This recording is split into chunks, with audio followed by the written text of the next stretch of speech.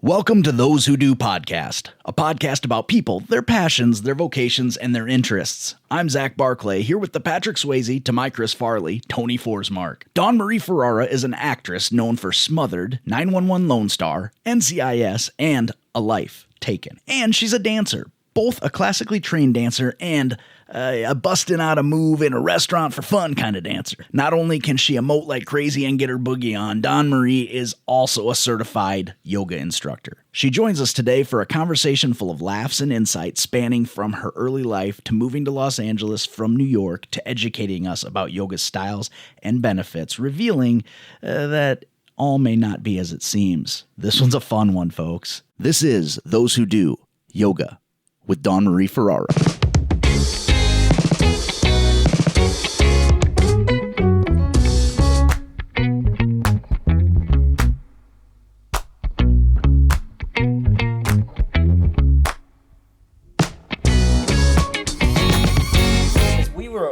In Valley Glen, I think, when you and I last did a scene together. Yeah. Oh, okay, gotcha. And then we moved over here right Got after. More bang for your buck. Well, more bang for our buck. I mean, Reagan teaches at the university, so we're just four blocks away. Yeah, I saw and that. So she and she's now the chair of her department. So yes, she got named chair of her department. So. So she'll be on your podcast next. I recommended that yesterday, and he's like, "Why would anybody want to hear from me?" I mean, are you kidding? I mean, she's going to talk about rocks and stuff. She's a geographer, so. I mean, wait a minute. I seen who's going to catch that one. Geographer. I used to joke that just to get her goat, I would be like, well, when she got her master's, she got to see. Which ones get the big circles and little circles in a map. And then when she got her doctorate, then she could do the stars on a map. Yeah. It went over real well. Yeah. This is the key to a happy marriage. And it has nothing to do with what she's not a cartographer. That would be a cartographer, and she's not a cartographer. So every time I come to visit, I have to make it clear that I side with Reagan. Every time. She gets me in the divorce. Because really? Yeah, wow. I can't. And how long of this friendship is going on? Like when 25 years? Oh, okay. Because what are we, 2023? Yeah. About 25. Pretty close, yeah. Wow, that's interesting information for you to have right now. Yeah, it really is. 25 years. Bye. Gone. Yeah, but I mean, she's nice to me. I'm nice to you. That makes a big difference. I'm nice to you. Wow. I mean, no. Relative to your worth, I'm very nice. That's fair. That's really fair, I suppose. Spoken like true friends. I don't know how I could argue with that. We're going to talk to Dawn here about DawnMarie, sorry. Thank you. Okay, let me get rid of the space. How's that sound? Nope. It goes. It goes the way there. Just like pen, we're going to talk to Amber Dawn at some point in time. Oh, for crying out loud! At least tell me next time. That would have been one thing to tell you. Yeah. It's one word when I gave it to him, so I was figuring he'd be like, okay. I just thought there's a typo. I don't know how you do that all the time. Well, I can. It happens all the time. I got hired once to MC an awards banquet for advertisement agency. And it was one of those deals where I asked them ahead of time. I was like, hey, can you give me the phonetic spellings of the names so that because, my last name's Barclay and everybody wants to say Barkley, or they want to spell it Barkley, but it's Barclay. And so I'm very sensitive to that. I was like, I don't want to mispronounce somebody's name. Well, they never gave them to me. Oh. And so we had. And he's from Iowa. He doesn't deal with exotic names. I don't. We could just as easily do this via Zoom when I get home and just cut him out of it entirely. That would be fine. Oh, God. So we had there's a band called Stable Days, and it's spelled Staebell. And then there's a construction company, Stabell Construction. Stabile? Stabell. It's Stabell and then Stable. So they're very close, but they're spelled exactly the same. And so I kept bouncing back and forth because I'm just like I couldn't remember how I said the last time, to the point where people are yelling at me. And these are your advertisers. They're the advertise. It was an advertising awards, so like they were winning awards and things, and I just felt terrible. But I'm like, these people that hired me for what they would literally later pay me a $75 Fairway gift card. Not there's no industry standard in Iowa for anything, so I got to go grocery shopping, which was exciting. Nice. What are you doing? Turn off your phone. Huh? Turn off the phones. Oh yeah, that's a good idea. You can just say these things out loud. Yeah. I was don't like, know. that's a cool photo on your phone, Tony. What are you showing us? Thanks for sharing with us. That's phenomenal. This is me at the last movie I did. Yes. It took my recent photos and made a collage. And Sure, it but did. mostly it's usually my cats and my children. But that got in Sure. there. Which would be more pleasant. But Oh, wow. I love you. I love you. I love you. And so thank you for coming in, DawnMarie. It was a pleasure. It felt like no time at all. It was over just like that. It was faster than the drive, even. Really. So that was a long story to say that I'm sorry.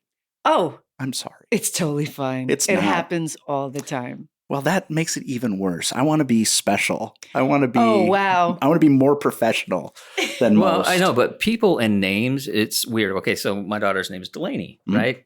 Some of her teachers still call her Delani. And I'm like, Oh. how? I mean, Delaney's not that hard. No, and especially And because where's the that would Lonnie coming right. from? They just phonetically decide it's Laney. Delani. And, Oh. and I'm like, why? They just turned it into a Key and Peele sketch. Pretty much. Well, that's Aaron. no, that's the whole thing. I said, you know what you need to do? You go in next time, you write down your name, D''Laney. And then they'll go, oh, Delaney? No, they'll say D-Laney. They're going to mess it up any which way they can. Always, Hey, always, Ron. always. Hey, Ron. Oh, remember the guy last year? His name on the back of his jersey was Aaron. Yeah, it was. He actually had an apostrophe there. Yeah. We were at a football game, and because Aaron Rodgers, people sometimes go, hey, Ron. Hey, Ron. But he actually had Aaron. I took a picture. I found it amusing. But yeah. Yeah. So I'm excited because we get to talk to DawnMarie about not just one topic. Like we get to learn about you and where you grew up and all of the fun things with being from New York. Uh-huh. And then on top of that, I'm excited about talking about yoga because I know nothing about it. Oh, you're Right? perfect. Yeah, I know nothing You're like about it. so perfect. I would Yeah. love to get you on the mat. Yeah, and I'm super. The only exposure I have to yoga is P90X. Oh, you're right. yeah. Right. That's not And really. unfortunately, yoga. No. she's been exposed to me and yoga and how I'm very bad at it. Yeah. Oh, I guarantee you, I would also. I mean, I'm incredibly flexible for as round as I am, but that's where it ends. Yeah, but I'm not incredibly flexible at all. And so it's a lot of pillows. Yeah. Yeah. Foam And yoga's blocks. not about flexibility. Yeah, It's yeah. about flexibility of the body. It's more about flexibility of the mind. Right. That's Yeah. the kind of stuff that's exciting to me. What's going on? I don't know, That's but the I other love one. it. Hey. Are you going with them? Okay. Be safe. Don't talk to strangers Unless they have money and Yeah. they want to buy you. or candy or looking for a puppy. 14 Mm-hmm. They're looking for a puppy. That's fine too. beautiful children. Did you leave the animals in your room? Good. I love that she's conscientious enough that even though we're hollering at Yeah, her, she's like, I'm supposed We're to be the quiet only right one not talking. now. So I'm excited because it's completely foreign to me. Like other than what you see on TV or you hear people talking about. So that's kind of what this show is about: is taking things that are very specific Mhm. and unique, and then kind of blowing them up and finding out what they're about. what they're about. And because the show's called Those Who Do. Those who do. You are the those I do. who does. And I do. And you do, right? Forget Right. about it. I do. Right. But everything that makes you rolls into the thing that you're interested in, the thing that you do. So that's why we're also really excited about talking about you. Oh. So that's kind of where we're going to end up with this car crash. And, I don't see a and car you are like crash the at all. opposite of me. You move well, you dance well, you are do yoga well. I do none of those things well. So, And I disagree. I just think that it goes back to the mind. But like dancing, DawnMarie is an excellent dancer. You have joy when you do it. Yeah. And every production I've ever been in, like it's either we have to have special things for Tony because he doesn't move that well, or like I did Oklahoma, and I'm like, I'm going to be Old Man Carnes. I'm going to be on top of the hay wagon. Everybody else is dancing. With I'm jazz hands? Yeah, whatever they're doing, I'm not doing it. You're not. You're doing I'm just up there going, yep, doing a little, side sway. And then I did Annie. They asked me to be the butler, Drake. And I'm like, that's fine, but I don't dance. And they're like, okay, you can just stand outside and then they'll all dance. And that's where I sit in the whole thing. We did Oklahoma together. I was Allie Hackham, and they cut my song because I do not sing. How did you book this if you don't? Oh, no, this was in college. It all makes sense to me now. Okay, gotcha. Okay, yeah. I basically got cast, I think, because I was as tan as they could come up with. Yeah. He's supposed to be Persian. Yeah. Yes. Well, but I was also a huckster. As that whole idea was that I was a scam artist. But This story gets worse. Yeah, it was. I mean, it worked out, but yeah. So that's us. Like there's the things that he and I'm just going to share this as a part of it. When my in-laws met me for the first time when they came to see this show, and I was playing Old Man Carnes, and so I was dressed up and had vocalization as an older guy, and they were like, "How old is he?" And they were really concerned for a second. I'm like, I guess I did my job, but and then they're like, oh, thank God, he's a really talented actor. when we did Matchmaker, my aunt overheard somebody in the audience say, "I didn't know that they could have faculty in the shows," and I was like, "Yeah, I'm balding. Leave me alone. Like, it's not my fault. Like, there's nothing I could do about it. Propecia has been proven to only be like 48% effective. What am I supposed to do? Just be old, I guess." Yeah. So yes. So we are kind of in awe when we see someone that can do more than one thing, because it's pretty easy to have a thing, but to have a wider scope of what your abilities are is what people find interesting, I think. Yeah. So, quadruple threat. Yeah. Yeah. I think of that saying. It was something that just came out recently. The full quote. You've heard jack of trades, right? Jack of all trades. Right, yeah. right. And that's used as a put down. Don't be a jack of all trades. Right. Mm-hmm. The full quote is jack of all trades, master of none, oftentimes better than a master of one. It goes back to Shakespearean times. Nice. With everybody who worked in the theaters, they had to do all the jobs. And so, I just said that because it just made me think of that quote when you're like, oh, well, many things, you're doing many, many things. And our society has forced people to think like you have to choose one way. Right. You have specialization. Yes. Yeah. Right. Yeah. Which is unfortunate because it doesn't allow people to grow.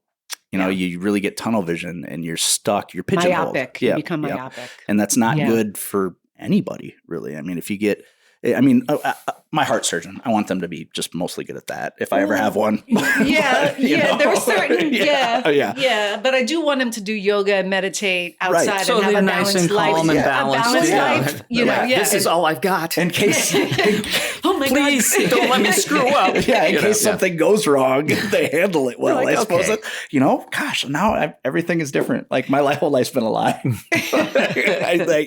I never thought of it that way. I hope I never have to have heart surgery.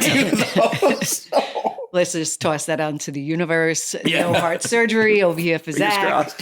Please.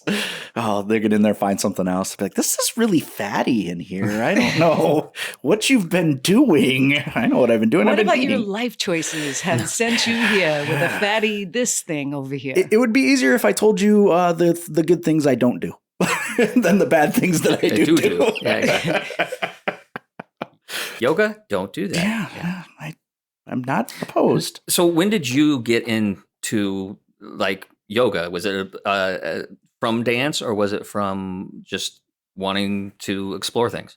Well, I had always been a dancer. Mm-hmm. I've been dancing since I could walk. I joke that I, probably was dancing in my mom's womb, and trained. And when I moved out to California, coming from New York, that transition mentally was harsh. And I started to see these signs for yoga studios. And I was like, let me try that. And that's literally how I started, because I started to go and it started to help me mentally. So I didn't want to kill people here. Wow, I really do need it. I really do need it. It gave me coping tools that I didn't have otherwise. I wouldn't have had otherwise, I don't think. So that's how I got introduced to yoga. Mm-hmm. Okay, so you say that, you pretty much came out of the womb boogieing, like you're ready to dance. Yeah. So tell us a little about little DawnMarie. Like you were born in New York. Yeah. Where? Lower East Side. Lower East Side. Yeah. Okay. What's family like? Well, both of my parents died by the time I was 5. Oh my. Okay. And my grandmother who raised me, she passed when I was 18. Wow, that's tough. And it's one of those things that I really feel like my soul chose to be born into that situation. Okay. And I don't know where that thought came from, but it was almost from the beginning. So, and when I look at my life in that way, it's empowering. As a child, I did feel a little bit like nobody really understood me. And I felt like my parents probably would have had more insight into little DawnMarie. Right. Yeah. But I asked every question in the book. I said, why a lot? And then I got in trouble for saying why a lot. And then the but why got me in trouble. Oh, yeah. Never had that. So when did you start formal dance classes and training as little DawnMarie? When my mom was still alive. My mom was a dancer. Okay. And when I was little, like as soon as I could walk, I had like little baby tap shoes, so it was one of those things. And then I quickly just realized that is the communication of my soul, right. So I bring that is the through line for everything, for my acting, for my yoga, for me being a human being in this world and trying to do something good. Right. I always go back to my training with dance and my expression of dance. Tony, you said that I'm joyful when I dance. Yeah, I mean, if you go on DawnMarie's Instagram, she is always spontaneously bursting out in dance at different places, like restaurants, where she's that just is true. See, that is true, and that's amazing because like I dated a dancer in college for like a year and a half, and her biggest problem was technically she was amazing. But watching her almost hurt your soul because it was like watching like a shell dance. Meanwhile, we had another friend who wasn't as technically proficient, but God, I loved watching her dance. You just gave me goosebumps. Yeah, everything was happening, and it's like, this is amazing. And to see somebody who really feels the movement, and which is what you're describing, what Tony's describing to us, is like that is so important. In the arts, like I mean, anybody can read a line or anybody can do or be taught to do a movement, but to have the passion that you have for it, like that's why I'm excited about today. I'm very excited about today because like that's interesting and it's so fulfilling, not only for you, but the people who interact with you. Thank you. So your preferred salsa? Would you do? Well, I did do contemporary, jazz, hip hop. Hip hop is where I work a lot, or worked a lot, and salsa is what I worked in. Samba. I worked professionally in those genres. Right. When I see you burst out, it seems more salsa. It's more salsa or like Samba. Disco. Okay. And samba is it's all mixed up. In there. Yeah. It's all but true that. Yeah. It's anything that's where I initially like live. And if it's a hip hop song, it would come out more. I could see that. Well, and hip hop really pulls kind of from everything, and does that hybridization of all these different, especially different ethnic dance movements, just because it's so evocative. Like, I don't listen to hip hop music at all, but I can watch hip hop dance all day long. Oh, well, hip hop comes. A lot of it comes from jazz. Yeah. So it's really an American created music form, as well as jazz is. Yeah. So because and as true American, it just takes all of these things and just melting pot, right? Yeah, and makes it unique, and that's neat. That's really neat. Even like I said, even not listening to the music, but watching the dance is fun. Like it's just, you can just feel it happening. And why do you think you haven't listened to, or do the hip hop music thing? I don't know. It's just kind of one of those things, with music. It's like I'll hear it and I'm like, oh yeah, I mean, it's creative and it's technically like I can see the genius in it, but for some reason it just doesn't. It's just not my thing. And well, for me and a little bit for you, I mean, when we were growing up in Iowa, there was no hip hop channel. There was no, and so it wasn't. There was an exposure issue as well. Yeah. So I mean, we would hear bits and pieces like way back. Salt and pepper would be something that you'd hear on the radio, but you wouldn't hear much more than that. Well, and especially in Iowa, I live in a town called Waterloo, and it's very industrial, but there's a very clear delineation. If you were a white kid listening to hip hop, it was like, what are you doing listening to this? Oh, that's unfortunate. And it is, but I mean, Iowa is it's very, I won't say segregated, but it's like there are unfortunately there's race roles, so to speak, of it's just kind of stuck in time, and as most of the Midwest, I mean, you're not looking to the Midwest other than, luckily Iowa was the first state to legalize gay marriage. So we did that.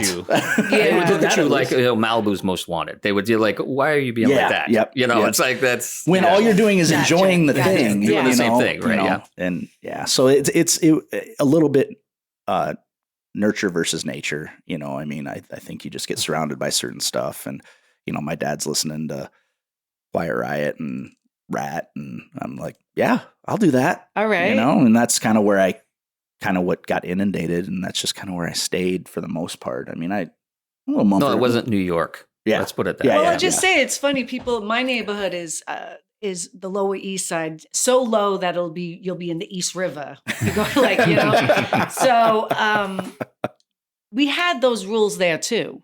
I'm Italian and Puerto Rican. I wasn't Puerto Rican enough to be hanging out with my Puerto Rican friends, and I wasn't Italian enough to be hanging out with and I had to fight a lot because I was the brownest girl. So, it's like that in a lot of places. The difference is that hip hop was born in New York. Right. It really, really was the birthplace, and it exposed a lot of economic differences and racism, and it gave voice to the oppressed. Right. And that's what jazz did too. Right. Absolutely. Yeah. And provided opportunity where there hadn't been before. Like it's like I said, I can look at it and see all the genius of it. And it's just like, well, because you're an artist, so you could actually appreciate the skill that it takes. Yeah. I don't have to. It. Right. But go, wow, this is amazing. This is not something I could ever do, but it might be cool to give you something and I just throw on some Quiet Riot on top of a hip hop routine. Oh, now see that kind of stuff I can get way behind. Gotcha. Like I love that. There'd be a lot of head bobbing. I don't know if there's a lot of. Oh yeah, there would. Yeah, only one part of my body pretty much moves when it comes to. Yeah. And what part is that? It's just pretty much just I can kind of your neck. That's hip hop, baby. That's hip hop. You're right. Oh, that's right. I'm a dancer. Dance routine is done. When I took modern dance in college, we had to do a performance, and I just couldn't. My instructor, he's like, man, you don't have it. You don't have the rhythm. Like I was struggling. I'd gone to him. I was like, man, I don't know why this isn't clicking with me. So he ended up just like, I tell you what, for your performance, write a sketch for us and bring it up on stage. And it was so much fun. But I was just like, I had gotten to the point I was so frustrated that had I thought you said. Didn't he say turn off your phones? No, do as I say and not as I do, whatever. But it would have gotten to the point that if I would have pushed too much harder, I would have hated it. And at least this way I didn't come out of it with a negative experience, So it was just something that I had to know my own limits. I was just not good. Same experience, same class, different time. But I was in the modern dance. I was just the centerpiece for all the people to dance around. I just had my arms out and they dance around. And that's important, though. But yeah, that is important. It was like, I didn't do a lot of that, but they would all move around me and use me as I really feel like you lost out because you probably would be a really great ballroom dancer. I can see that. I can tell you right now. Partner dancing would probably be where you would shine. We did a show, a Shakespeare show that was like a hodgepodge of different beats that were all tied. It's called Shakespeare's Women. And it was some of the pretense of it is that it's during a gathering and there was dancing, ballroom dancing involved. Okay.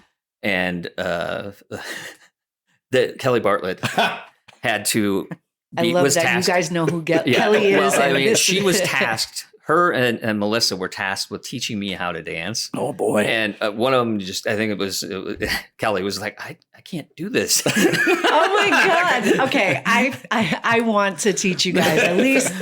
You know how to do a 2-step. Well, I can. I mean, it's part of it is because I was a wrestler that the flow is different. It's like more set, but it's the same. It could be. I'm going to give it to you right now when it comes, because I do fight. I learned martial arts with my brother. You are going with the person and you are trying to think of the next move so that you can get somewhere.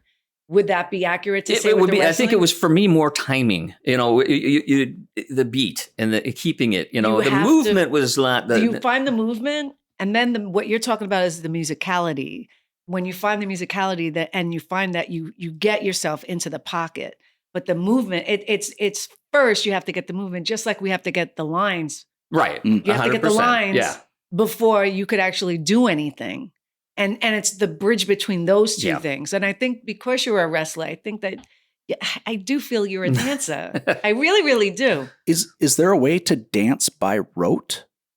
Like you learn lines by rote so that you learn them and then apply it to them. Because I wonder if that would be a way to... You know what I mean? If you're there's like even to like it that way, in sometimes you have a scene you're working on and it's not like somebody could rewrite it. You get hired, you're on a show, and there's a moment where you're just like, fuck, I can't get past this moment. It doesn't make sense. Like it's not coming out of my mouth quite yet. And that's usually an indicator that something is going on with you and you're fighting the character or something. Right. You're not connecting with the circumstances correctly or whatever. Right. And you use it as a spotlight for that. But how you have to technically get over it is repeat that. What I do is, as coming from my dance background, then I will repeat the 3 words before and get it to get past that place, to get it smooth. And then remember that that's the transition. And that also then feeds into my choices. And that's what I do with dance. In dance, you get choreography and sometimes you're like, this is just, my body does not want to go left right here. What the hell is he doing? What is she doing?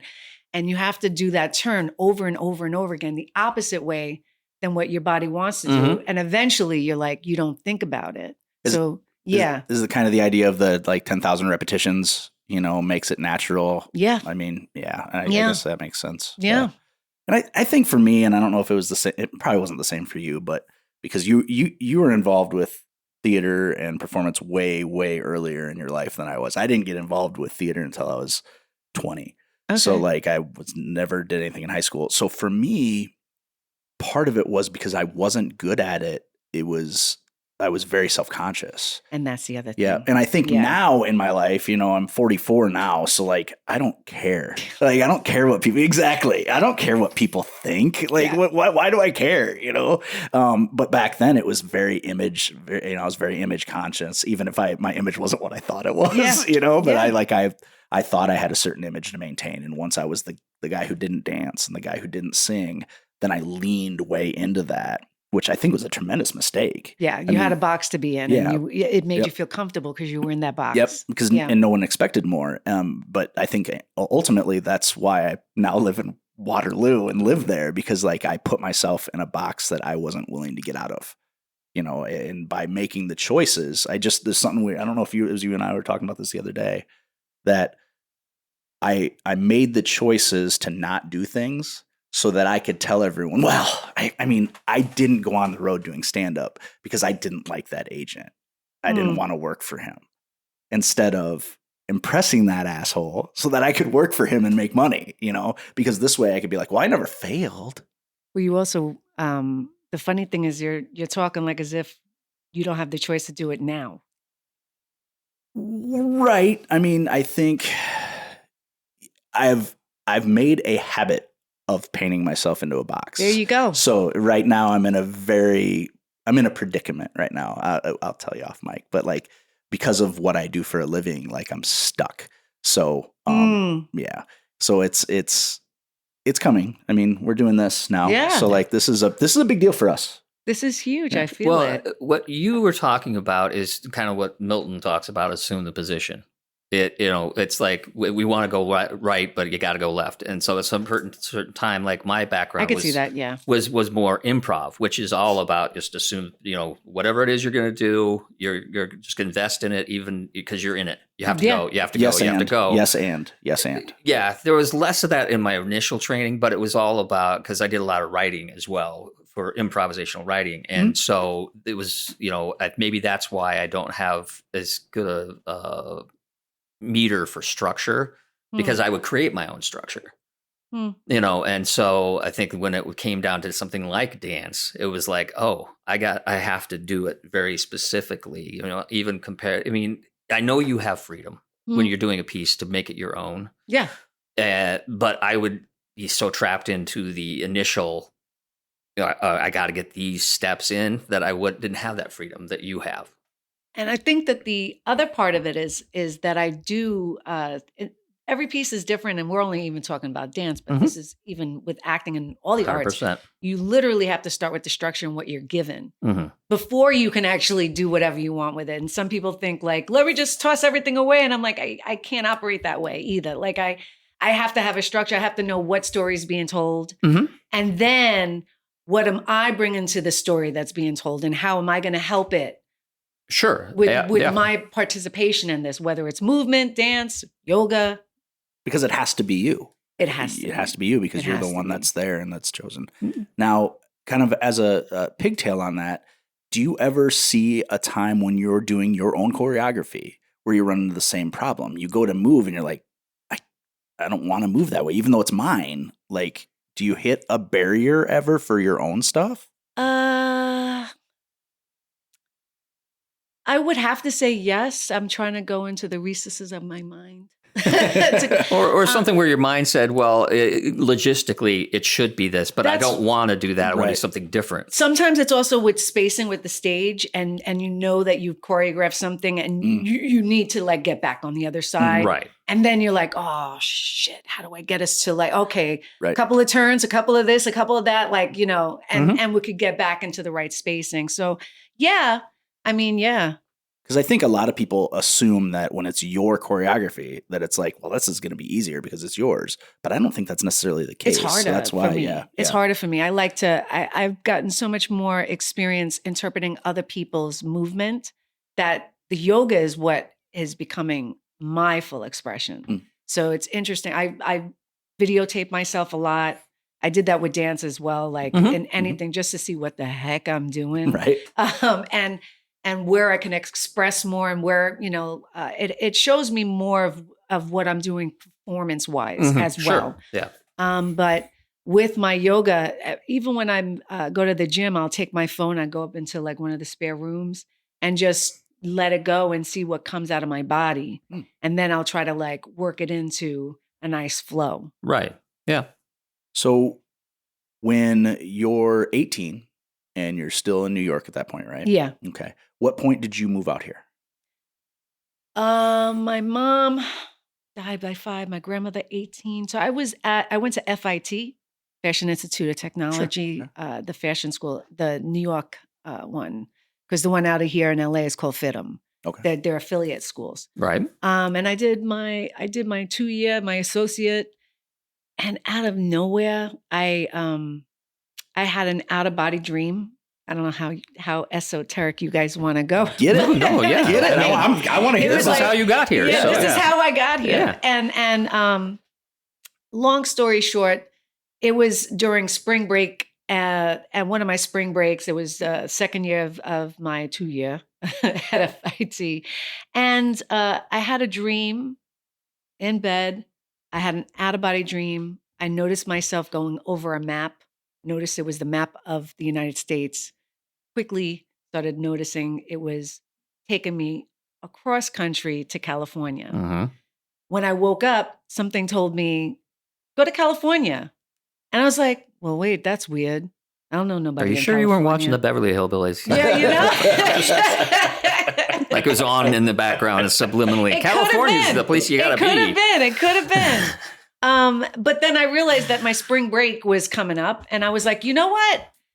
So I had a huge connection to my intuition and to the other side of living, which I feel like is the spirit world. That's what it's been shown to me. And I got my own ticket because I've been working since I was 15.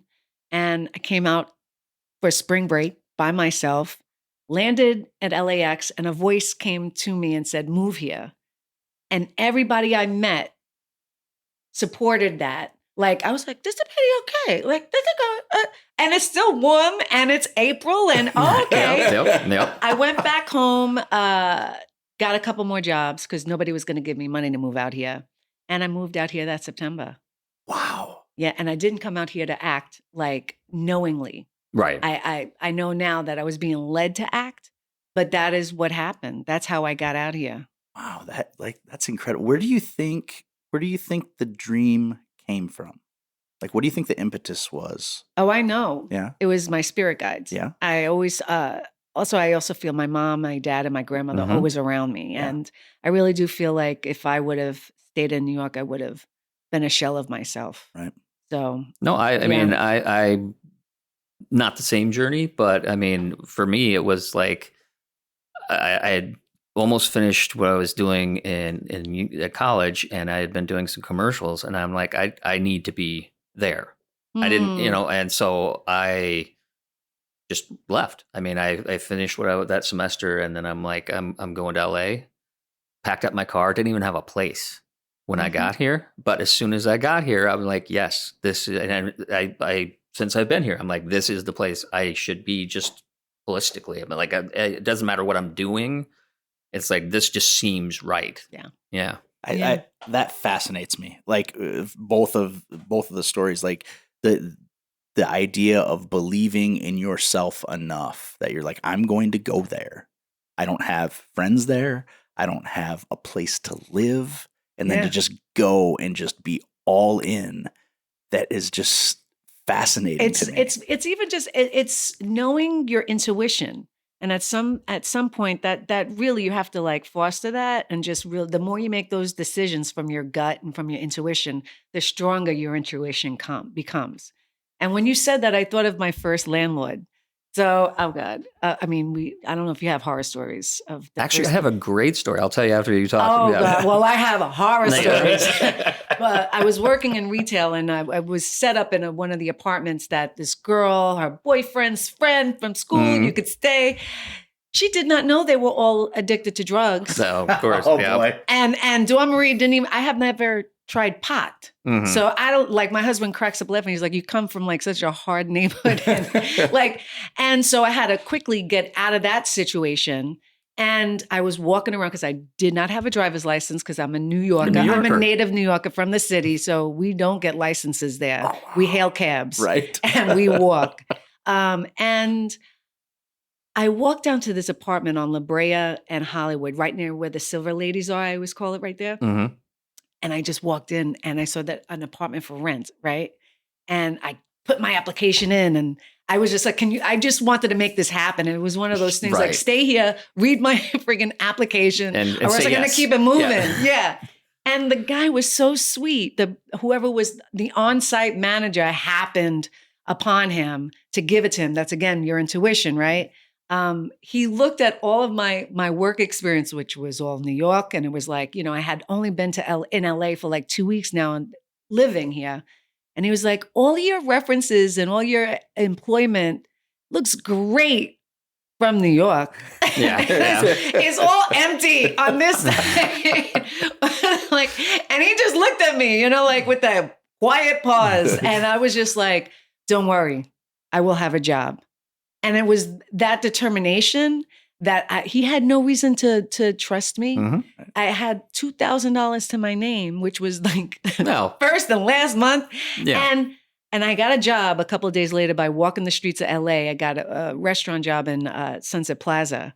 But, it's one of those things. Once you start making and you listen to your intuition, the universe conspires to support you. You can't. Well, so that's not a horror story. That's a good story. I just went over the most horrific parts of it. Well, don't do that. Okay, Yeah. So it was horrific. Okay, I want to know. It was heroin. It was spoons. The previous. It was that part of it where I was just kind of like, "Whoa, is my stuff going to be safe? Like, am I safe? Like, I'm clearly not." No. I don't know. Right. The street girl in me was like, "Oh, Well, then our stories aren't that different in that way, because I came in, a friend of mine drove with me, and I was staying in a hotel.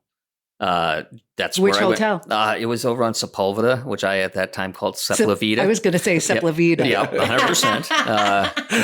I asked him yesterday. Wasn't that the guy who did the pod race against Anakin in Star Wars? I didn't know even how to say it. Well, not only that, we were driving by Coldwater Canyon and Laurel Canyon, and they all say CYN. Mm-hmm. And I'm like, what's a sin? Well, you just moved to LA. You're going to find out. Welcome to the Lost Angels. Yes. And so I'm checking all over, and I went to Glendale. I mean, I was, so I was in the... Glendale's nice. Yeah, it's nice, but it wasn't nowhere near, because, if you don't know LA, I was in the Central Valley, as opposed to Glendale's over towards, the east. Yeah. But there was something in the paper that said that they have openings and prices, right? So I go to this place, and I also don't have a job. Just got there, and I fill out the application. Did you have a driver's license? I did. Right. So in Iowa, I've been driving since I was 12 almost. But but I show up there, and all the stuff's from Iowa. I haven't got a job here, any of that stuff. But then she looks at it and she goes, "Oh, you're from Iowa. I'm from Cincinnati, and you're a Midwesterner. You look like you can be trustworthy. Wow. You can get it." I mean, but once again, it's just the universe saying, "Okay, that's the place." Yeah. It's like, and it was like no hassle. No, and we had to be people of integrity that these strangers saw in us, because right. That could have been the worst decision they ever made. Could have been, yeah. I mean, thankfully we had people like strangers willing to be 100%. Yes, right, because it could have been weeks. Because sometimes they're like, "Well, we're going to run your application. We'll let you know." And so be stuck in a hotel for weeks. But no, it's just like, no. Well, and that's where being genuine really goes a long way, because people don't feel like you're trying to be a as long as you are genuinely a nice person, because some people being genuine you don't want. But they're a genuine douchebag. Exactly. That's exactly right. Yes. So don't be genuine. Okay. But for the sake of the people renting, if you are a douchebag, you know what you're getting. Be a douchebag when you go in there, so they know. Maybe they're okay with it. Who knows? At least he is who he says he is. Yeah. Yes. He's true to himself.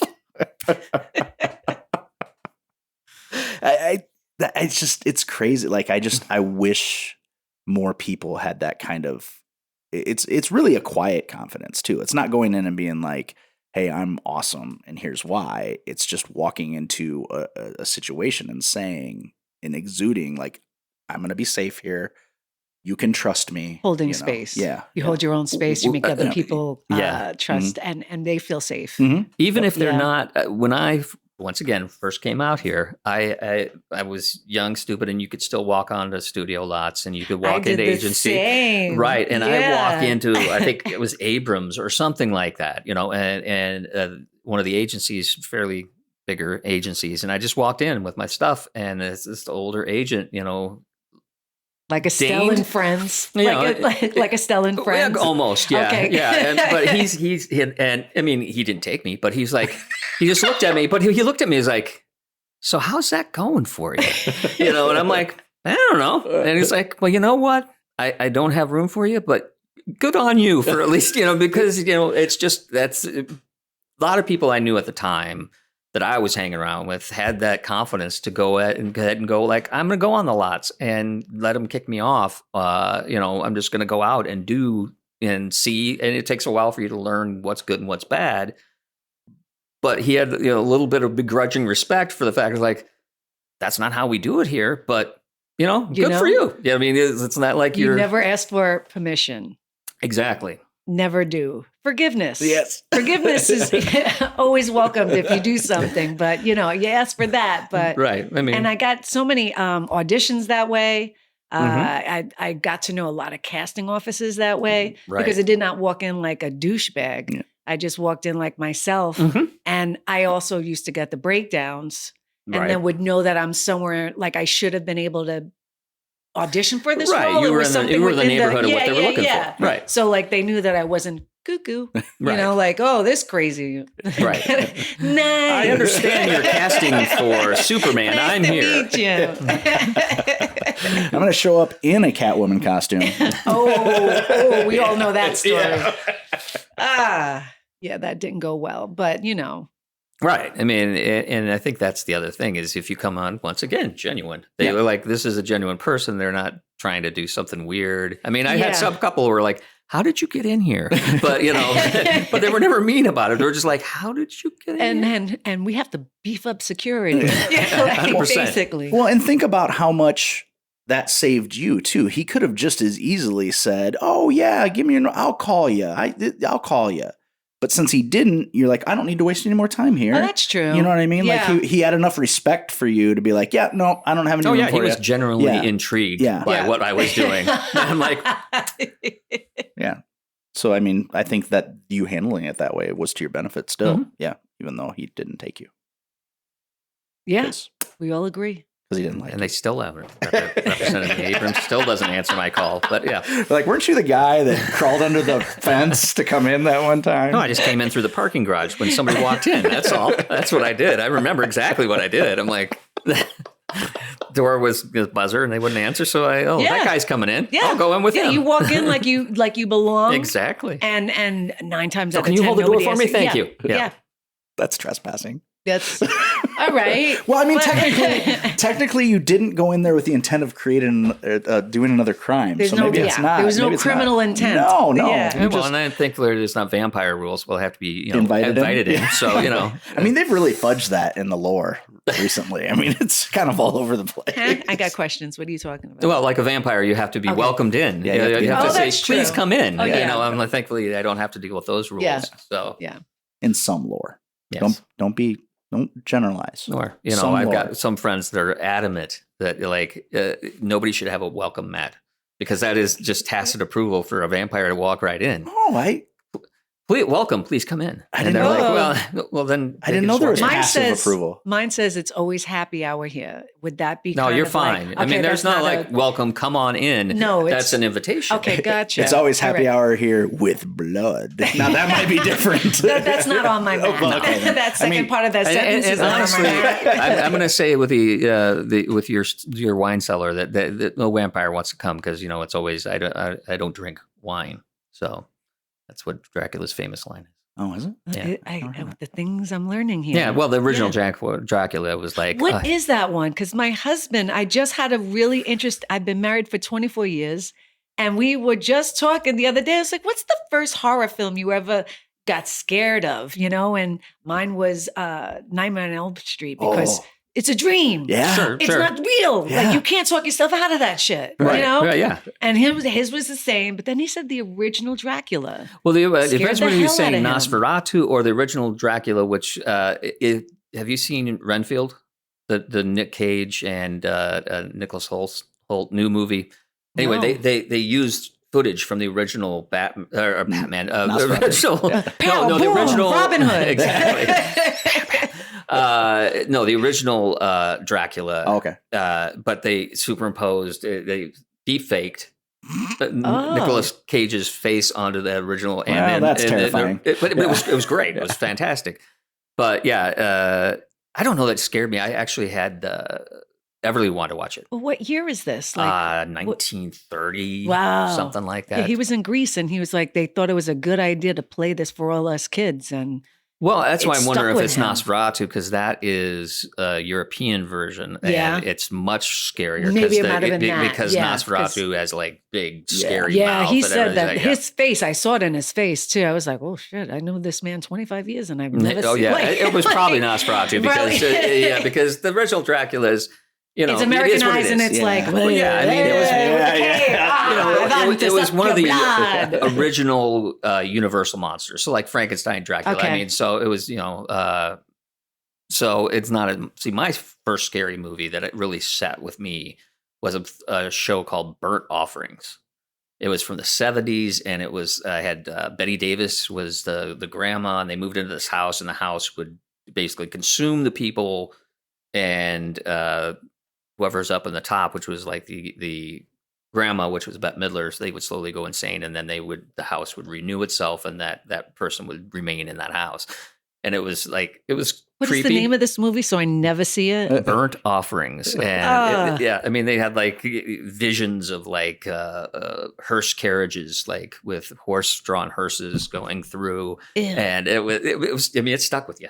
Yeah, It was about the same time as Salem's Lot and all those Okay. others. Yeah. See, and for me, like if you're talking a television show that was not meant to be horror, it was meant to be maybe thriller, suspense, was Threads. Remember Threads? I don't think It came out right around the same time as Day After. It was a nuclear apocalyptic, like, us and the Day After Tomorrow. Ruskies, and just, everybody nukes each other, and then the fallout afterwards, which I found terrifying because it came out when all of that stuff was like at the forefront of when is it going to happen? Oh yeah, we were still doing. If it happens, go under your desk stuff. Yeah. Oh, really? That'll You save weren't doing that? No. Oh yeah, yeah. we no, still we're had city people who would just, if anything shakes, get out of the building. Well, you had that stuttering film of if there is a nuclear attack, go under your. But going under the desk was the solution for everything. It was like, all right, tornado, go under the desk. I mean, what's that going to do? The flu, influenza, go under your desk. Like it was everything in the Midwest. Like it was like these desks, you would have thought they were made. I mean, were they attached to the floor? No. No, they were not. So Exactly. This If there is was bad. a nuke, That's you'd be just dead. bad. Did they send you to the gymnasium for tornadoes? Sometimes, yeah. Which is insane to me because it's That's like the biggest wide open it's thing, a and giant- there's nothing to stop yeah, the tornado if it comes in. These are bad choices. Yes. These Yeah. are- if you're not from tornado areas, I mean, what you want is the most solid structure, hopefully smallish, so that like a it's bathtub. a bathtub is great, but you want to be in a cellar where there's a lot of, or even if you're outside, you want to find an overpass because the overpass will not hopefully be blown away. It won't because it's made of concrete. Okay, It's made of gotcha. concrete, so you just get under there. I mean, the downfall of that is then it also intensifies the winds because they're coming through. 100%. You gotta like anchor yourself, Yeah. but yeah. So you find a cellar or something. A desk is going to do you zero. Nothing. Nothing. Yeah. It's going to make you a false sense of security. It's like, oh, everything's going to be good. Oh. Oh. Well, and the thing I think with nukes was back in the day, I was like, nothing's going to help you. No. But they were like, hey, you know what you We'll should give do? you a glimmer of hope. Yeah, go under the desk. You'll be fine. At least we'll all Close be your together. eyes. We'll all be together at least. Oh, no. And then for movies, it was Nightmare on Elm Street. You too. Yeah, All because right. like it was one of those like, if I'm having a nightmare about it, prove to me it's not happening. It's too late. I'm in a nightmare about it. Thank you. And I just always was like in this cycle. It was of, a secular kind of like, thing. I don't Yeah. want to go to sleep because like can't was it the can't hide, the wolves are after me. Like it was just a constant like and if you think about it, it was 1, 2, genius. Freddy's Coming for you. Oh, 3, 4, why better did I lock even say your that? door. Oh, 5, no. 6, Okay. grab a crucifix. No, okay. Yeah. Ah. Yeah, it was terrifying. Like, but now, and then I reached a certain age where I was like, I love these movies because you didn't realize when you were a kid how campy they were. Oh, like, yeah. Freddy Yeah. was like, it was such a strange idea because he had slaughtered all these children when he was alive and then came back to kill more of them after he was dead. But he was like, Yeah. ha cha cha cha. Yeah. He was, yeah. So And the first one was scary, and then after that, it was Yeah, just big kind of hack. like, Yeah, it was- yeah. I'm not scared of you. So the thing that as I was getting older, and it's not that far removed from the same time frame, there was a movie called Henry, Portrait of a Serial Killer. Ooh. And it was Michael Rooker as a younger guy. And it was literally, it was not, a horror movie per se, but it was like this guy who was just a serial killer and he would act normal and he'd do the things that are like, oh my God. Like Ted Bundy was. Ish. So Yeah. And it was like, okay. and he would, what made it so scary for me at the time was like, it was like, I mean, it was no affect. It was like, yeah, this is just what I do is I just kill. I mean, it wasn't like Freddy or Jason, like, dee, dee, dee, dee, dee, dee. It was like, he just walk in and do, it was kind of like Natural Born Killers later on, or, as akin, Faces of Death. You guys remember that? Yeah. Oh, yeah. Or it was just like, but it was just so flat and so real that was what really scared me. Yeah. Yeah. Okay. So Yeah. it was based in the reality of it. Yeah, It was so psychologically. it was so grounded. Yeah, that it was you so were like, grounded that you're oh. like, oh my God, that is probably what they really is like. If there's a psycho killer, that's the And guy. true. Yeah, That's yeah. Dahmer. That's all the guys that Exactly. we, Yeah. Yeah, It's I was not some guy in a hockey mask. It's that guy. You know. I watched the first episode of that Dahmer on Netflix, Uh-huh. and I'm like, I'm good. Yeah. I'm good Yeah. because it was just too real. Yeah. Like, and you could Yeah. see from the beginning to end why it happened the way it happened, and remembering it as it was happening and finding out everything from them returning the one victim to him, and it's just like you're watching it play out on television, and how like you could smell the apartment. Like they were so visceral. It's just like, no, I don't need to see the other 8 episodes. This pretty much was beginning to end, and I'm good. Yeah. So yoga. Yeah. Oh, we'll get there. And breathe. Transition Breathe perfectly. in through your nose, out through your mouth. Relax your everything, please. I'm going to take a sip out of my water too. I brought my own water. You're going to hear some clinging Oh, ice absolutely. cubes in here. So we kind of already discovered that yoga came after.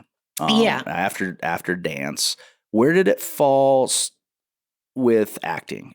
After you began acting? About right around the same time. Okay. I the apartment that I got, my next door neighbor was in film school, and she called me one day, like, really, How random. like, what is it though? I had it. You're in Hollywood. I And mean, how random, but also because the rest of my neighbors were all hookers and pimps, and We got to get some of those on. I got a couple that I stayed in touch with. We took care of each other. I felt the safest there than I ever did anywhere else that I lived in LA, because I had nothing that they wanted. They had nothing that I wanted. And we just wanted to be safe. Right. Really. And so, this girl, she was doing her thesis, whoever she had come in to do it, didn't show up on set. And she was like, "Can you get here?" And I'm like, "Sure." And I got on set, and it's a student film. Now I know what it is, but Sure, I'm like, yeah. looking at the setup, I'm like, what do you want me to do? And it was like something in that doing of it. I was like, oh, I think I want to do this. Mhm. And now I have to learn how to do this. Yeah. Right. No. Thankfully, I did, it quickly came. So, like, I have to know how to do it. I have to learn. There's a skill here quickly. Maybe that comes from my dance background, probably. But yeah, so I was already in yoga classes at that point too. So. Well, they just kind of happened together by just luck, really. Yeah. The acting thing, it just kind of fell into it. True. Which is interesting in and of itself, because it's like, oh, hey, there's this other thing that is really speaks to you. You know, that's neat. Now, remember I prefaced at the beginning by saying I know nothing about yoga other than that it helps calm you down and it's very good for you. Now, there are different yogas, right? Yeah. Okay. Yeah. So it kind of seems like over the course of the last 20 years, they're More hybrids. right. So Goat yoga. right. Puppies. I mean, I would try the goat. Diamond Dallas Page has DDT yoga. Yeah, which Or is my very God. DDP, sorry. Yeah, which is very yeah. I actually got the disc just to see what they would be, because and it's more P90X, but Yeah. there's Okay, a little gotcha. more Yeah. yoga to it. There's a Okay. little more movement. Yeah. and, It is yeah. a hybrid, 100%. Yeah. And a lot of people have benefited from it, but most of all, Diamond Dallas Page has benefited from it. But yeah, so kind of break down for us the best you can. I mean, you don't have to spend an hour doing it, but like I the don't different want to spend an hour right. doing that. The different, like, some of the main styles and how they might differ and what their benefits would be. Oh wow. Okay, so there are so many that are that are based out of India. Mhm. And if you want to trace it all back, that's the lineage. Okay. And then it came to America, and power yoga is America stamp on yoga. Yeah, That just like we're going to do it, and we're going to do it Harder, powerfully. faster. Yeah. With authority. Yes. Extreme. We want no, meditation in this. We There's no focus, time. Focus. Just harder, more, faster. What? No. Can we turn it up to 130 degrees in here as well? Yeah. So that was I don't know if we could say his name, Bikram, who brought the hot yoga. Okay. And he was a con artist because he stole those 22 poses. I think it's 26. It's 26 poses and 2 breaths, 2 breathing techniques. That is the basis of Bikram yoga. And he basically took that and then came to America and did the American way. He packaged it himself and, try to patent it and do all that. But Ashtanga, Iyengar, Are these people? These are, yes. Or, valid question. Or are you having a seizure? I don't know. People, place, or thing. That's where we are in our yoga knowledge. Yeah. Are you okay? Copy that. Copy that. I need you to hold both arms out and smile. Yes. Okay. So yoga in its most simplest form, yoga means to yoke. So anything that is pulled together. That's what yoga is. Okay. And there's so many of them now, but there are fathers and grandfathers of yoga. That there's a list of them too that I won't go into. But it's Hatha yoga is a really nice foundational yoga, a beautiful yoga that came out, excuse me, like maybe about 15 years ago, and is no more because of similar things that happened to Bikram. Bikram yoga. I don't know if you got Bikram. Okay, you've heard like Scandal. Scandal. I haven't. Horrible. I haven't. He is. I'm sorry, I don't update you on the yoga scandals of the day. Well, this is what I want to learn about. It's anything that can happen when you have someone as a guru. Okay. And you give up your agency to. Okay. And he misused that. And there are a lot of women who, charged him with sexual abuse and stuff like that. There's a documentary on Netflix too that if you want to delve in deeper with that. But Anusara yoga is alignment based, and that's no longer like nobody like what Bikram's people just took Bikram off and just put hot yoga. So Anusara, they did not. I don't know what the name is now that they've put in front of that because that's all alignment based. Iyengar is very alignment based, and Ashtanga is as well, and that is a hard yoga as well for the body. You're looking at me puzzled. Well, I was wondering. So the other one that the name got taken off it, same issue. Yes. Okay. Yeah, and that was also I believe, and I don't want to talk out of turn, but I believe it's because also the teachers were being stolen from. They had a big fund, and they weren't getting the money that they were owed as well. Sure. As well as the guru aspect of it and misuse of that trust. Mm-hmm. Sure. But. I am trained in Hatha, Vinyasa, trauma-based, trauma-informed, and Yin yoga, and restorative yoga. And what I was first led to was Hatha. That was the first thing I was introduced to. And then Anusara yoga helped me heal my body from all my dance injuries. Sure. Because I could not afford Pilates. That has always been, I mean, because we being who we are, we have a lot of friends who do Pilates. We do have people that do yoga, things like that. And it's always been a thing for me. I was like, should I be doing this or doing that? How did you come about that choice? I mean, because Pilates, is expensive. Is expensive. You can't just do it in front of a TV. I'm going to tell you, it was purely financial. 100%. Because Pilates was created by a ballet dancer, Joe Pilates, and it was a way to, heal a dancer's body. Right. But expensive. Those reformers. I mean, you're talking like $60 a class, and it's interesting now they have these, reformer replacements like sliders for but it's not quite the same. Right. But I mean, it's maybe a little more approachable now. But I've always had that in my mind of like, which is better for me? Because I think a lot of mine has to do with athletics. When I was just like yours is from dancing, some of your aches and pains and things like that. That I'm like, well, what is going to be best for me? Yeah. And a lot of mine also, not only dance, I was an athlete. Mhm. So I went state with track and volleyball, basketball, and all that stuff. You don't realize what you're doing to your body. 100%. So yeah. It'd be interesting. Yeah, some vinyasa yoga probably would be good for you. Some restorative yoga, so that it's more passive, and you get into the fascia and also then the joints with the yin yoga. Yeah. Because you've talked about, you've always had a spirituality to the other side of things. So did that marry pretty quickly for you? Your spiritual side and yoga just kind of fed into that, or did you find more as you went? It illuminated it more for me. Okay. I had always known. Now here's the. I'm fine with talking about this. I've always been a medium psychic growing up. And that's probably why I always was okay with my parents and my grandmother being on the other side, because I could speak to them.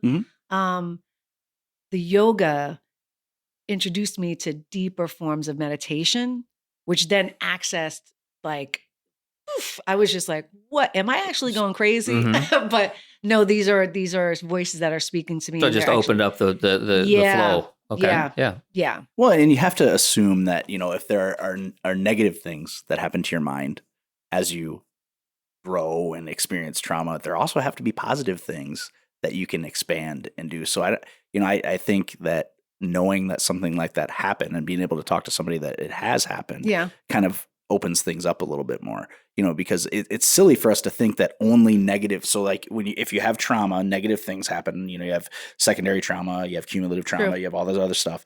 So if that exists, then there must also be positive things that happen to your mind when you expose it to healthy things. Restorative or healing. Because we focus so much on trauma and all the negative things, but when someone talks about positive things that happen, everyone's like, oh, that's not real.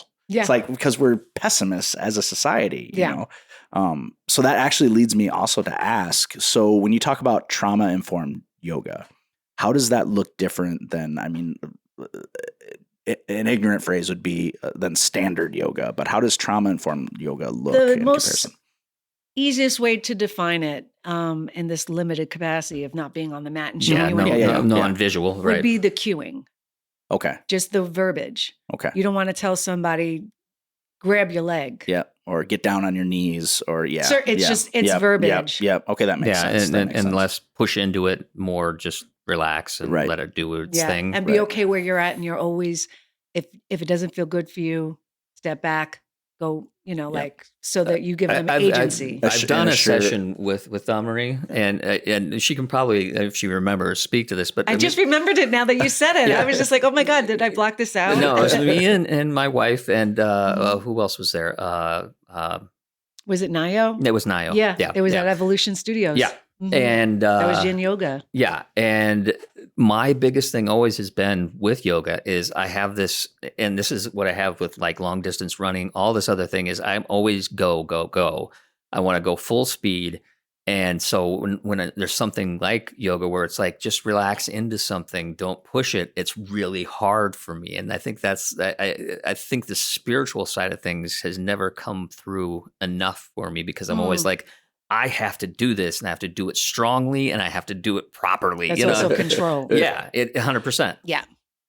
How would you get over something like that? Well, one of my clients that I had just recently worked with, she's somebody who is in her 20s, and it's like, I am not flexible. And I'm like, I love it. Challenge. And I just had to tell her, and she's reaching for her legs. And I'm like, be where you're at. So I like to bring people where they're at, and you're not worse because you're there. You're actually worse by trying to be somewhere where you're not. Sure. So to ground you where you're at, I get you in your body, and then your body actually feels safer. And that's when I would imagine. And sometimes that feels at odds for me, because in training for acting, sometimes you just want to be there as well. It's like, I want to be to this point and I do these roles, whether or not I'm ready for them.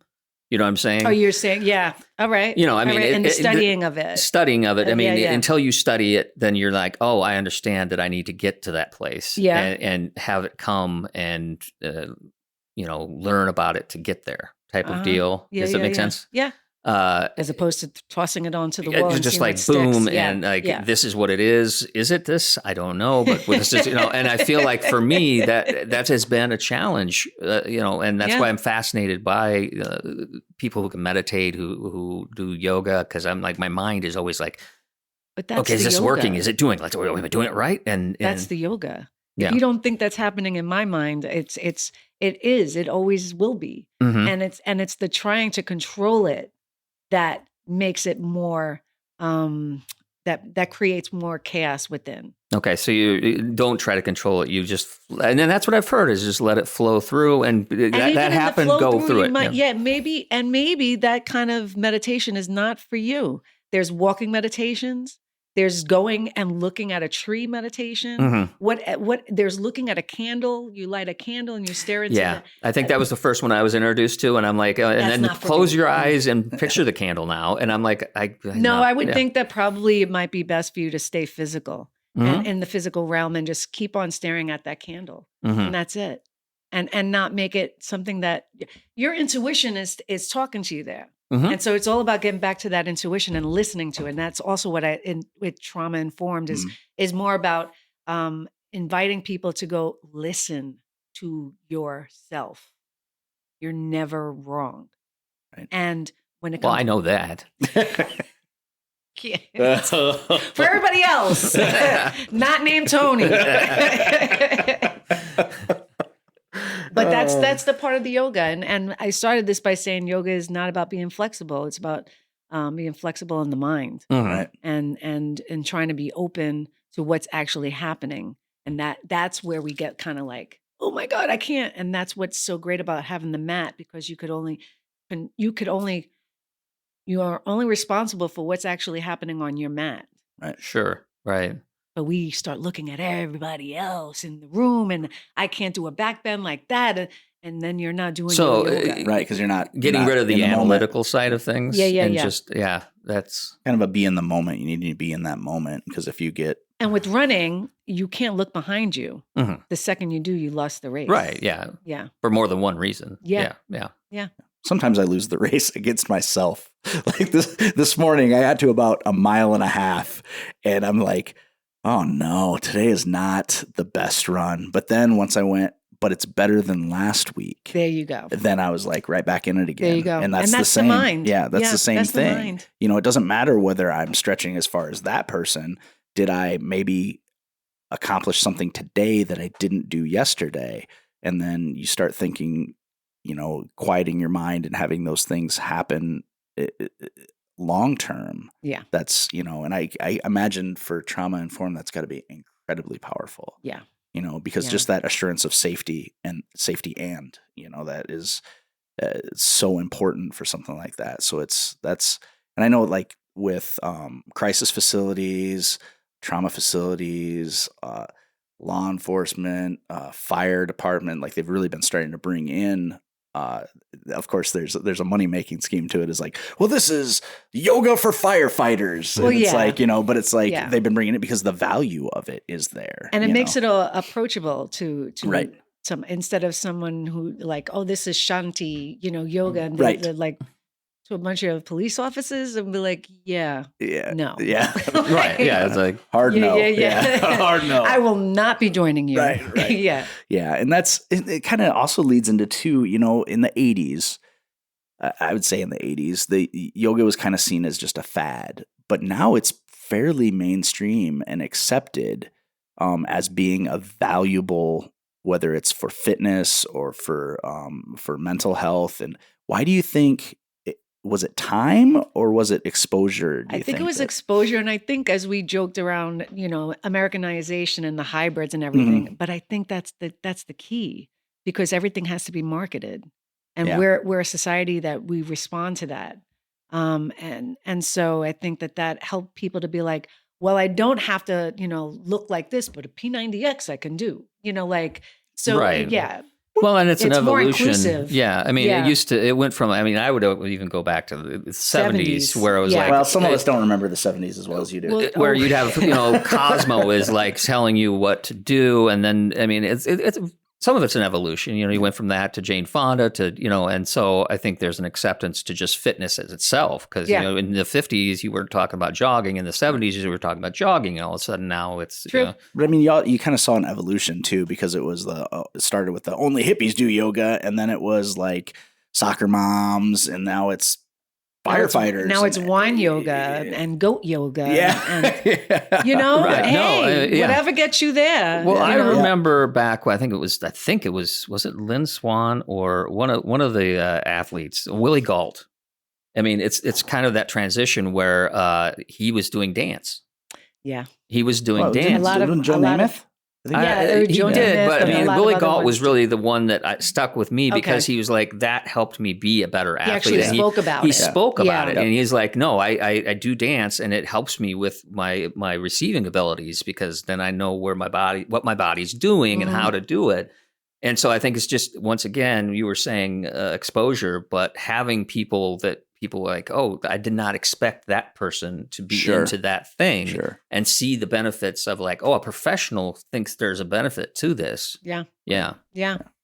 Well, and seeing someone else, I mean, you're a great champion for yoga because one, I've only met you today and you're incredibly approachable, very easy to talk to and very likable. So, do you have, before I forget, because I will feel like a total asshole, do you teach out of a studio or do you go to people or what do you do? I am looking for a studio to teach at, but I am doing privates right now. Okay. And I also have some of my classes online as well. That's available. Where can they go online?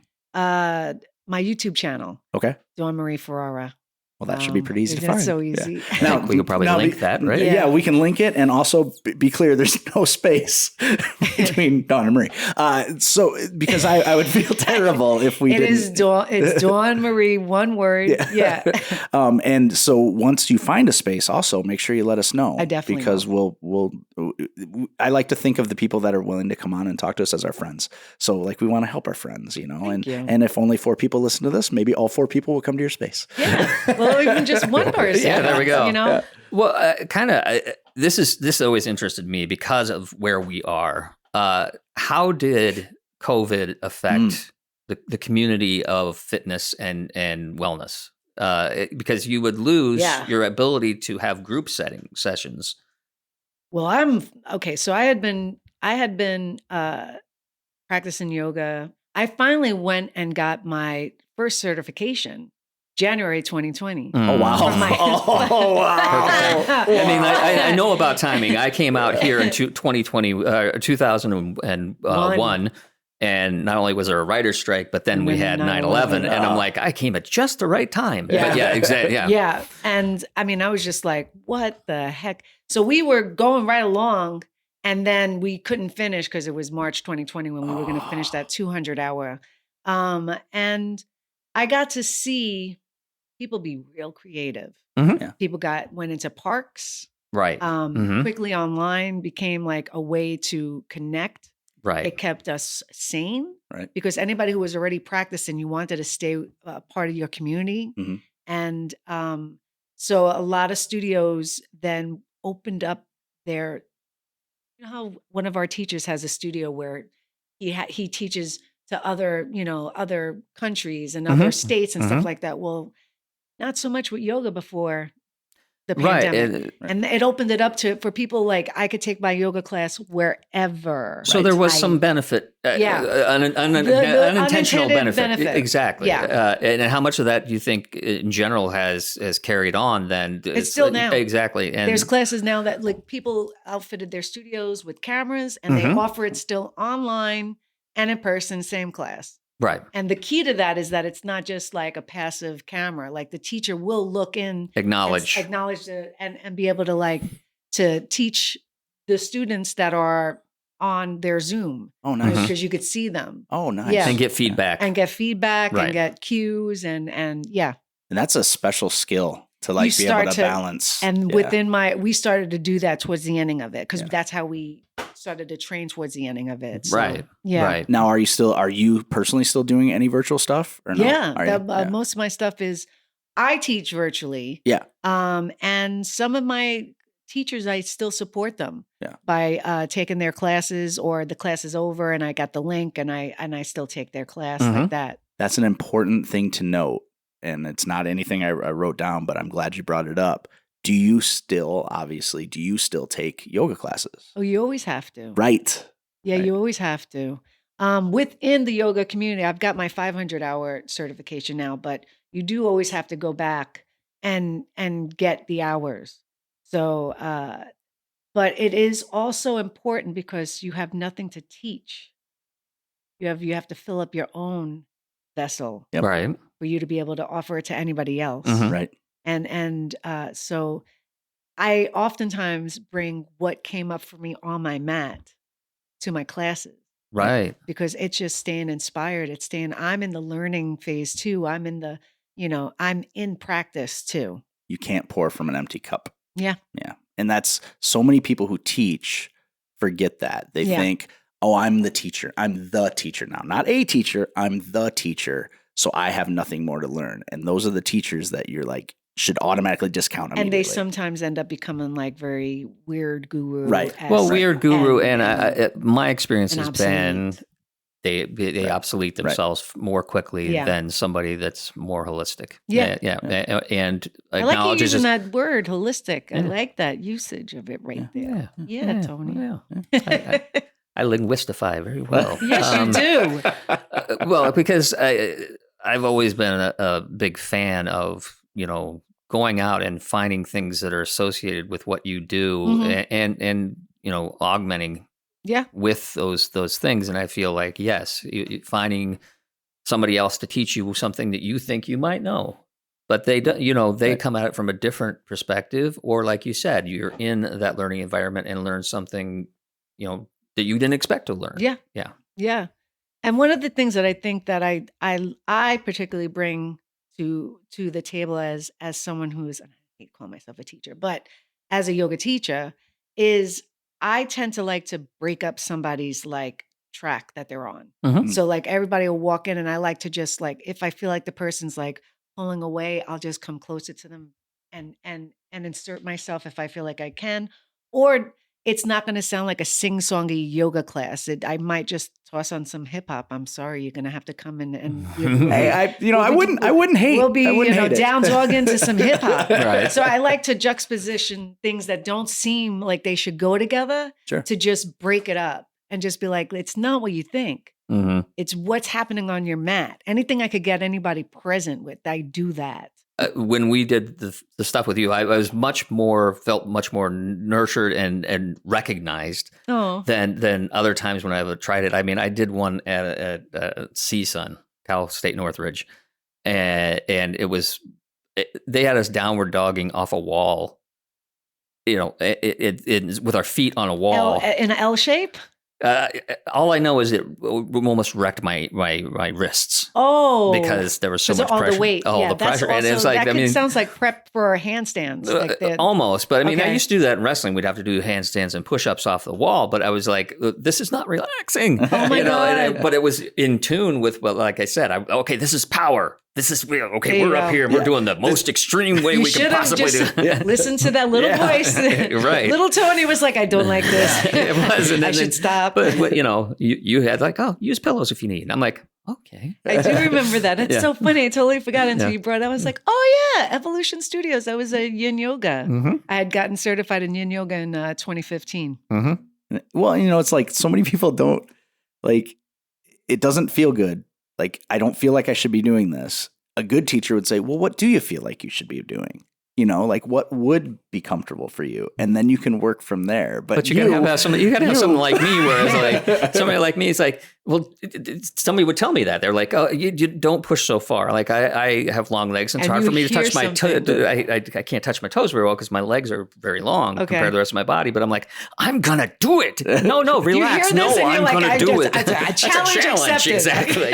Exactly. It's a challenge. But it's right? almost like the person teaching you might know more than you. A little bit, you hope. Yeah. And could be telling you that what you're 100%, doing is yeah. not the goal. Yeah. No, yeah. The goal is not to get hurt. Exactly. But I Yeah. can show you that I can do that. Yeah. And it's That's why I could not do P90X because it's like, no, I'm doing that top thing. I'm doing the Oh. top one, and I would do it, but then the next I'd be wrecked. Yeah, I'd be they're wrecked. very clear on that though. It's like, okay, Just this is the modified. this is how many reps you will do someday. But if you can only do 5, that's fine. Just wait for us to start the next one. Yep. No, this guy. No. Yeah, no. Well, because It was modified. yeah. I'm not doing the modified. You're okay, sports-minded. Yeah, And that's how 100%. we're trained. Yep. Yeah. Totally. It was, completely. And dance too. You do it so much that you can hurt yourself because you're results oriented. Mm-hmm. Mm-hmm. I'm fine with only doing the minimum of what feels comfortable. I got the president's test for physical fitness certificate. Okay, I can do it all. Did you run the 8-minute mile? Ronald Reagan said I was good. All right. I have this certificate printed on a dot matrix printer. It says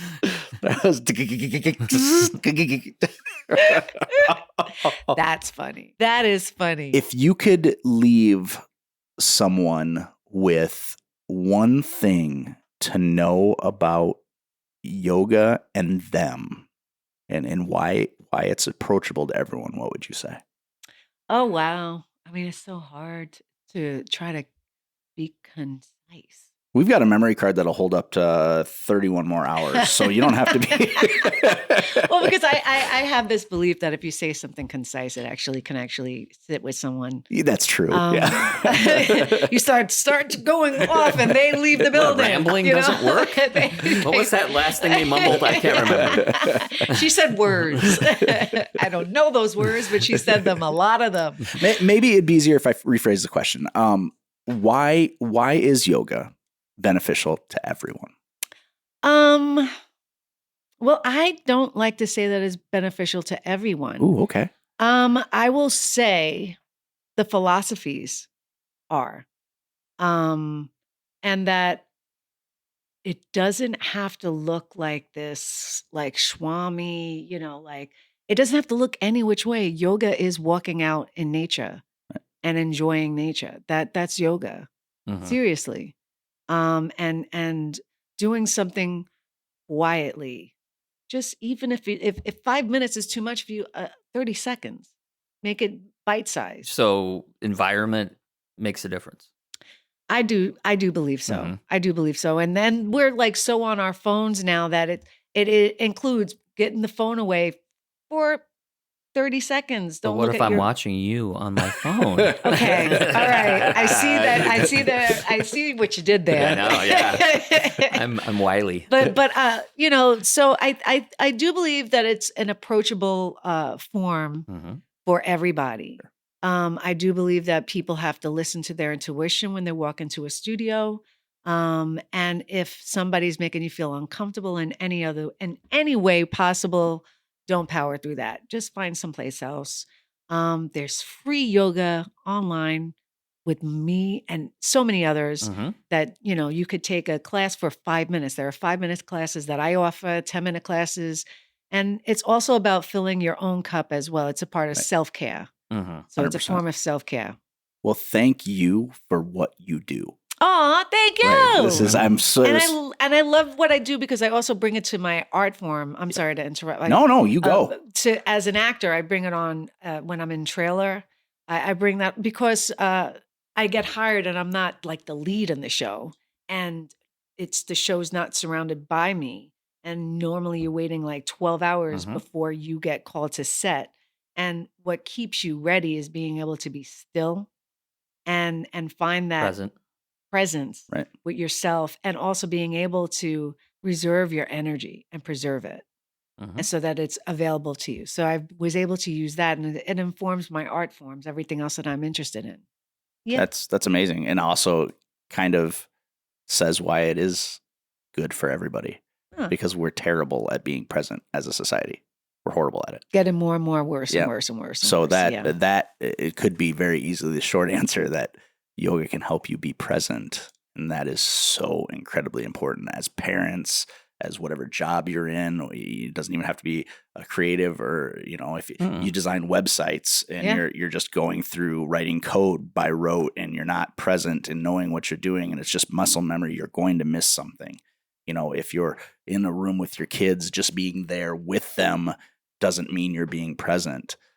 If you're with your grandparents, spending the last year with them and when they may pass, you're not necessarily being present just because you're there. So I think that's very important. And I think that's why it could be, from everything you've taught me today, I think that's one of the good big takeaways, is that helping you be present and focused is how yoga could be beneficial to everyone. And I love that you just said that, because you just gave back to me. Oh, It really, I really love, I really, really appreciate that. well, Yeah, I'm glad. with I'm that. glad. This Yeah. was like a teach. Now you're it was a like guru. a teach back. No. I haven't touched anyone. The student has become the master. Then I'm a Jedi. Yeah, that I'll yeah. take. That I'll take. I will take that. Just as I mean, I know we're wrapping, but as you were saying that, I was thinking about how as we get older, you look at some of the people that age into presence, Mhm. Mm-hmm. and how yoga and meditation can accelerate that, so that maybe you can enjoy that being present longer. You know, because there's a lot of people like, okay, I've retired and now I'm able to look at life and I'm able to not just be entirely in my head about everything in the world, and anything that could shortcut that to get some serenity is got to be great. Yeah. Yeah. And I'll add that the older we get, our body starts to decay, and yoga helps to keep you supple. Mhm. So I always say the fountain of youth is found in your spine, and keeping that flexible, and being able to just the vision of being able to tie your own shoelaces at 60, 65, 70, being able to stay active and upright as much as Wow. you can. That makes a lot Yeah. of sense. I'm in It really so does. much trouble right now. Yeah, well, for lots of reasons, but not just that. But yeah, 100%. So I'm going to leave the room now. Remind everyone again where they can go to see your yoga videos. DawnMarie Ferrara on YouTube. Awesome. So make sure you go check Like that and out. subscribe. Like and subscribe. That's a big deal. Please do that. So And that. slam that love it button. Oh boy, there we go. I've been watching too many of my kids' Yeah, YouTube A videos. little 100%. bit. Yeah. A little bit. So I thank you, Thank DawnMarie, you. for Thank you. everything Thank that you you for do. coming in. And it was very enlightening and very informative. And hopefully everyone gets as much out of it as I think that we did. Thank you for what you do. Ah, thank you guys. Yay.